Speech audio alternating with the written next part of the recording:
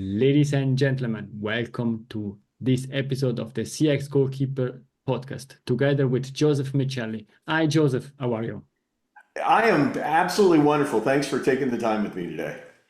I say thank you from my side, but also from the audience, because we have a worldwide renowned author, and you are doing a lot of stuff. You will introduce that, and I'm super keen to jump through your books because it's so difficult to decide about which book I would like to discuss because they are all interesting, but I cannot invite you 10 times on my podcast, and therefore we jump through all your books and your history. Thank you very much for your time. Thank you. To kick off the discussion, let's introduce today's top players. Joseph, could you please introduce yourself? Sure. I am a customer experience professional. I'm a lucky guy who was taught by his parents that we're placed on this earth to serve one another. And the only way you create, the only way you get anything in life is to give first. And that lesson stuck with me. And I've really created a career where I help others serve well. It's very simple. And you are also very well prepared because you're already answering the next question, because you said giving is one of your values. Which values drive you in life?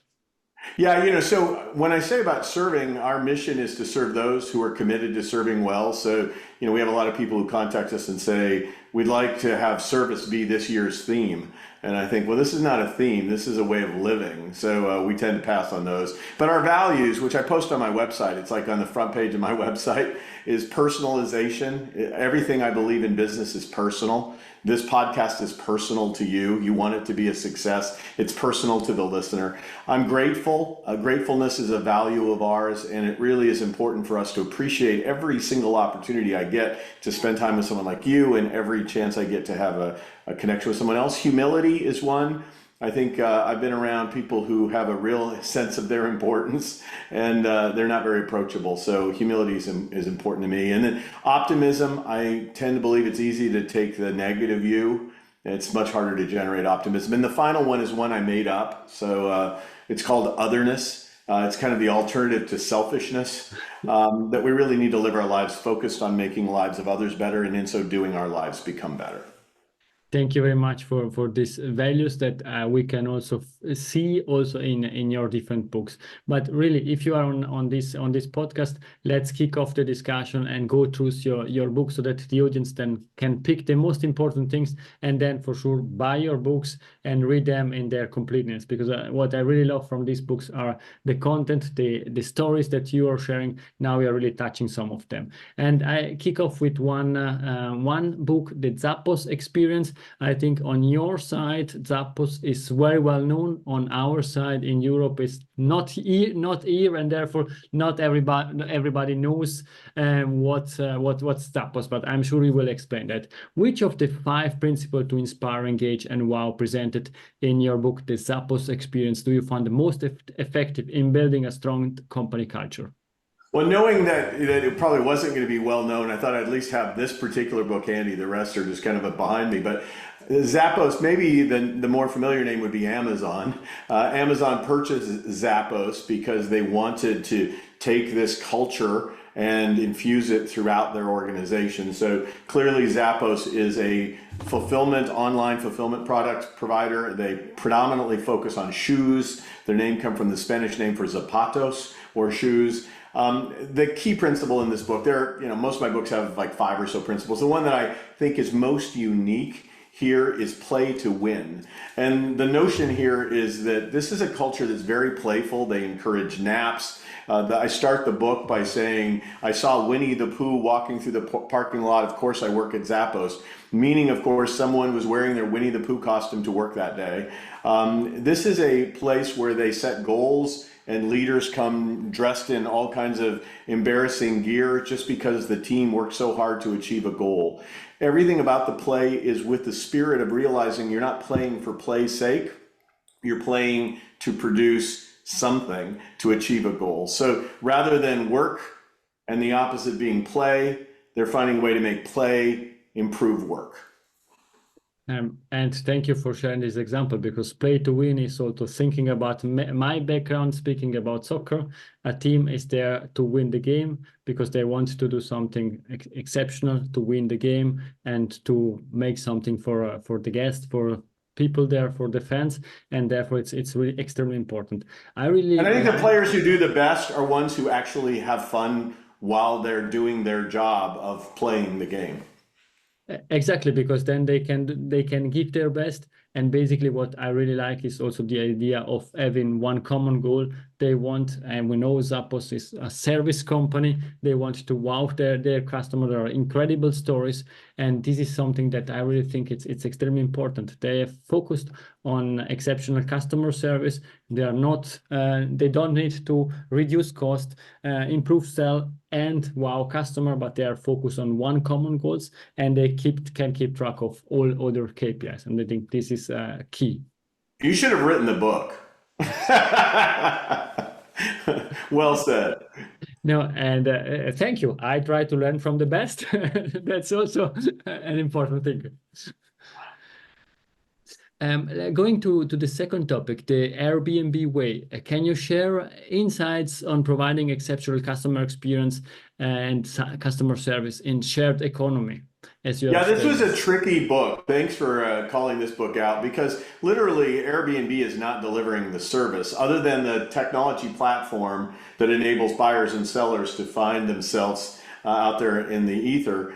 But in many ways, they're trying to get the hosts who are on their platform to deliver great experiences so more people will come to the platform looking for not just properties but really great travel experiences. So Airbnb has invested a lot in trying to get hosts to appreciate that this is not a transaction. This is an opportunity to create belonging, which is what the image on the front of the logo of Airbnb is. It's called the Balo. You should be able to draw it with your toe in the sand. It looks like a paper clip of sorts.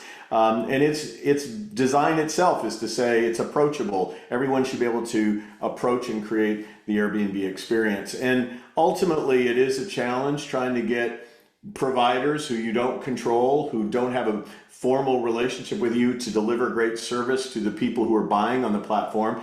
But they do a lot of that through AI.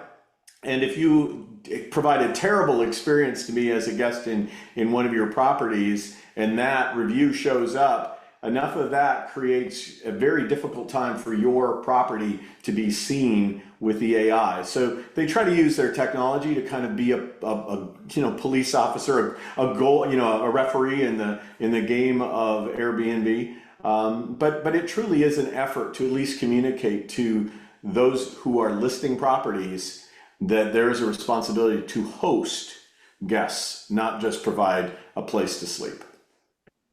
Perhaps you are touching the topic technology, and I think nowadays everybody is speaking about artificial intelligence, also thinking about soccer. Referees now have also an support from technology. In Europe, it's not yet very well seen. There is a lot of discussion how this technology is deciding. I think with AI they could improve that, because then it's not a referee taking the wrong decision, but it's the technology, and perhaps they don't have feelings for specific players or for specific teams. What's your view on the technology on this side? Well, I'll tell you, superstars in the U.S. In our form of football, the other kind, not the real football, right? Those stars, if you're a football quarterback, penalties are called for touching you, right? If you're a star. And I think there is the inevitable inherent biases that we as humans have. At the same time, technologies can have biases built into them in the programming too. So we have to be a little careful about that. For me, the bottom line is technology should aid human-powered service delivery. So humans are still relevant in the equation. Sometimes we want to opt out of the human and go for the technology. Other times we want to opt into the human. The big challenge is a lot of businesses have now made it almost impossible for you to reach out to an actual human. So the technology is in the front and then there's no human behind it. And so the goal is to figure out how and what touch points do you need to have people positioned so that it's not just a technology journey without an off-ramp to someone who can help you if you want that. Thank you. And I think that this is really important to balance technology and humans. And I know we are running through your different books. We already scored 2 goals with the first 2 books. Now we are going to the third to the third one, the Starbucks experience.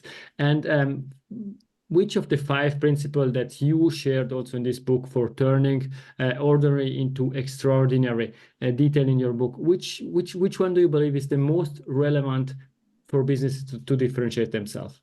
I really think surprise and delight is it. Now, before I say that, you have to deliver solid, consistent, everyday, mundane service. You have to meet people's needs. If you don't do that, don't listen to anything else I'm about to say. But assuming you are operationally satisfying, then we need to focus on delighting and surprising guests. And the key here is sprinkling in things that people don't expect. Once you do it over and over again and people come to expect it, now that becomes a new service standard. So the challenge is figuring out, how do I do something that you're not expecting that causes you to go, wow? And that wow, or that surprise element, is emotional. That emotionality causes it to be memorable. And it also provokes you to want to tell that story into your social media and into your regular life network. So clearly, I think the differentiator is, once you know how to execute with operational consistency and satisfaction, the opportunity is to find ways to sprinkle in occasional elements of delight that customers can't see coming, but that they can't stop talking about. I think in preparation for this discussion, I watched a lot of videos where you were discussing, and I think there, when you speak about this Starbucks experience, you said you spoke with one of the CEOs there, or one of the top management, and you said it's really an interesting point in time to be in the coffee business, and they provided you a specific answer. Could you please share about that?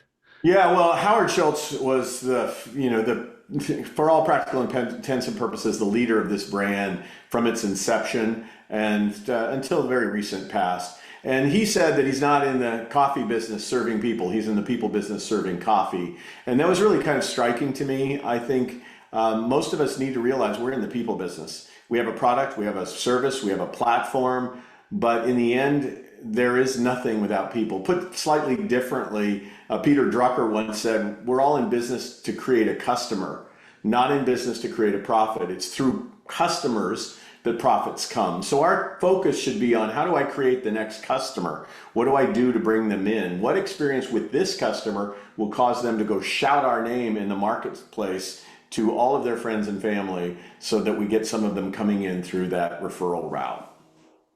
Thank you. Now, perhaps also coming on my side of the world to Europe, a very European brand, Mercedes-Benz, and you wrote about this topic, driven to delight.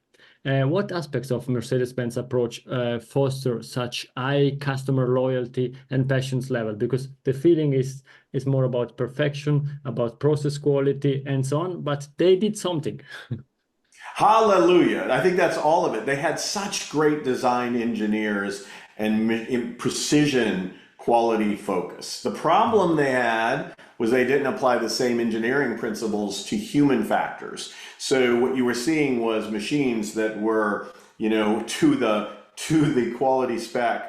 But when it came to the way humans were treated, they didn't design that experience in the same way they designed the quality into the machine. So literally, the reworking was to say, let's treat experiences using the same design principles that we use to create product quality there. Now, granted, there's a huge difference, right? Like when I get raw material into a Mercedes-Benz factory, Daimler gets that raw material, they put it in the factory, they have the same consistent processes, they come out with a finished product that's 0.001 defects. When I'm dealing with people, they come in with raw material that is so different that what we have to do is still apply processes, but we also have to have some human social intelligence to nuance how we adjust those processes based on the person in front of me, knowing what the outcome is that we want to have in the end.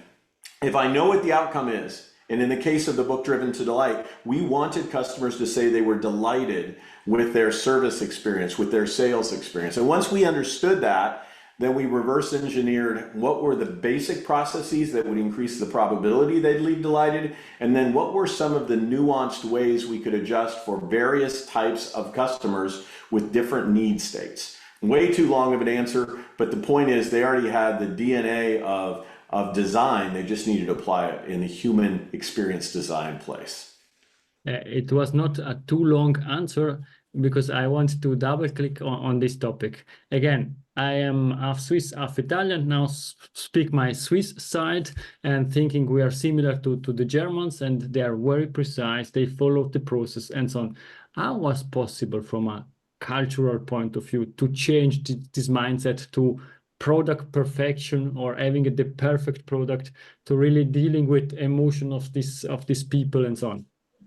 Well, I like Lake Como, kind of the best of Switzerland and the best of Italy, right? I think much of this is trying to acknowledge that you have to have both.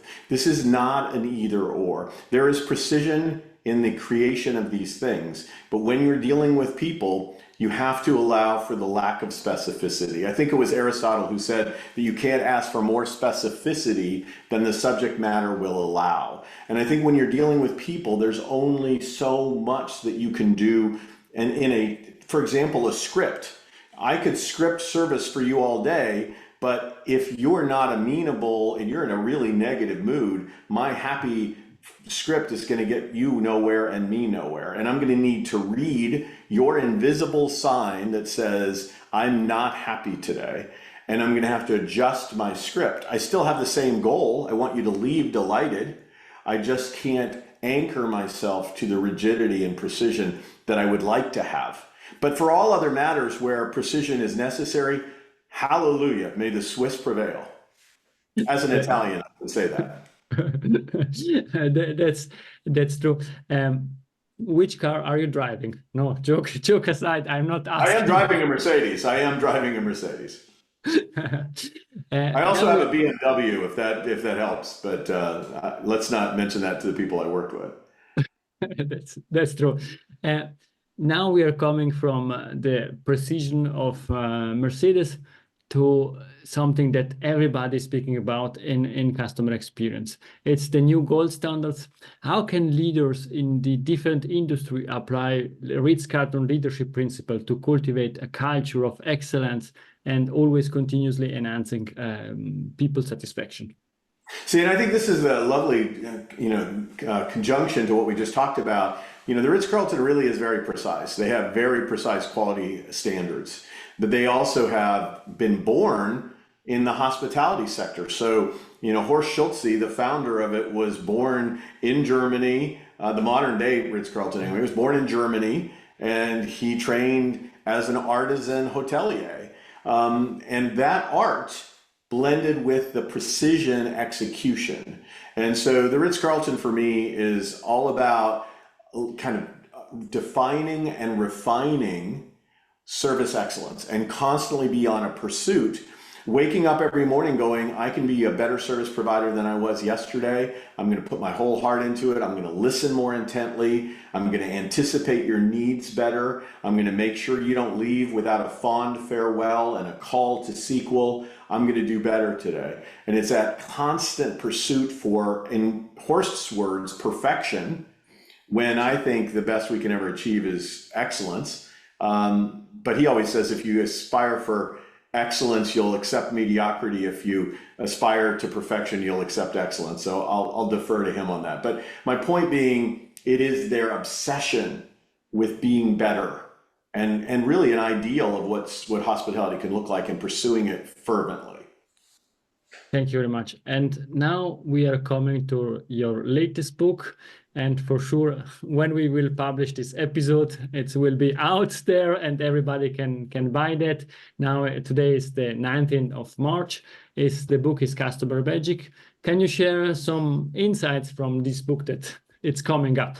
Well, off on your side of the pond, if you didn't know this company, you're going to even be more challenged for a moment with Macquarie Technology Group, right? They are based in Australia. And I had the good fortune of working with them in Australia for a couple of years. To be quite frank, they had read the Ritz-Carlton book. They called me up. They said, we're a telecom and we care about customer service. I thought it was a prank phone call, right? What telecom cares about customers? Not one I've ever met. And so it took a while for me to really believe in what they were saying. Then I watched them and involved myself in the way they were designing their experiences. And quite frankly, this is a company that understood how easy it was because the bar was so low to provide service in a market that was underserved and overcharged. And it was such a differentiator that even though they were undercapitalized, even though they were going against the Goliath, a government-owned legacy telecom, they were able to withstand all of those headwinds because they were so differentiated. And business people like me, who have medium-sized businesses, were saying, these people are showing us transparency in their bill. I've never been able to understand my bill from my legacy provider. I'm willing to take a chance on them.